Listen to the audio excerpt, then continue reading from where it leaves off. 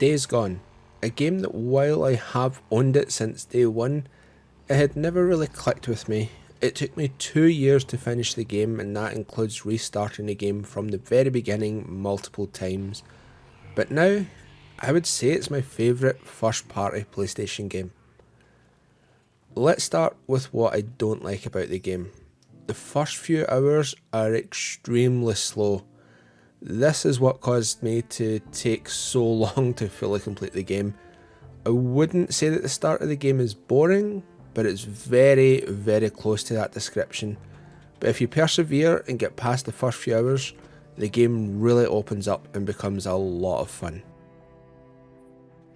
Graphically, the game looks amazing. Each of the different areas, from rural areas to the deserts to the very top of the mountains, each area is designed almost perfectly, with areas for both you and your enemies to hide and jump out on the unsuspecting.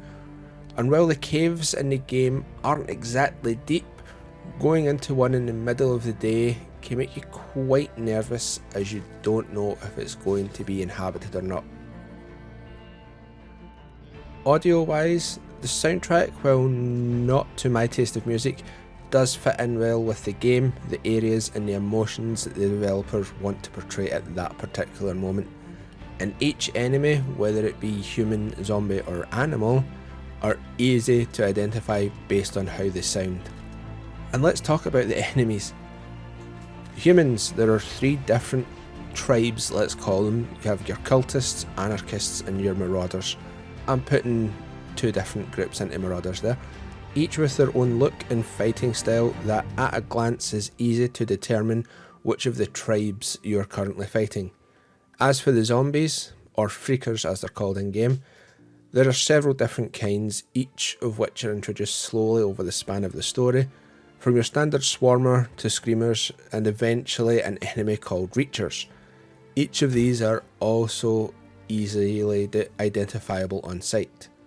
Animal enemies, which includes bears, cougars, wolves, and along with infected versions of these animals, are some of the more annoying enemies in game.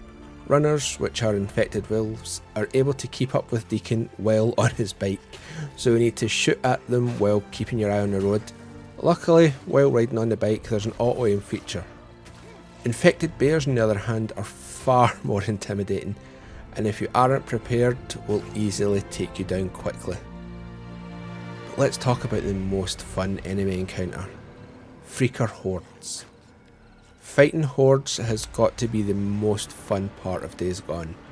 Hordes can range from around 50 up to around 500 Freakers, and taking down the largest hordes requires some preparations and thought beforehand, but once you take down a horde, you'll want to hunt down them all.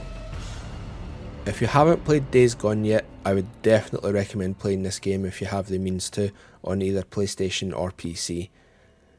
I'm glad that I came back and kept giving the game another chance, because pushing past the first few slow opening hours was the best decision I made with the game, and as I said at the start, Days Gone is now my favourite PlayStation first party game.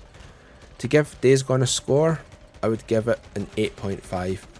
And while it was revealed that Days Gone's sequel was rejected by Sony, I believe it definitely does deserve one, especially with what is revealed in the game's secret ending. But anyway guys, thank you very much for watching. I hope you enjoyed. If you have played Days Gone, please let me know in the comment section below what you thought about it. If you haven't, please give it a go, and if you do give it a go, let me know what you think, and I'll see you all next time. Bye now.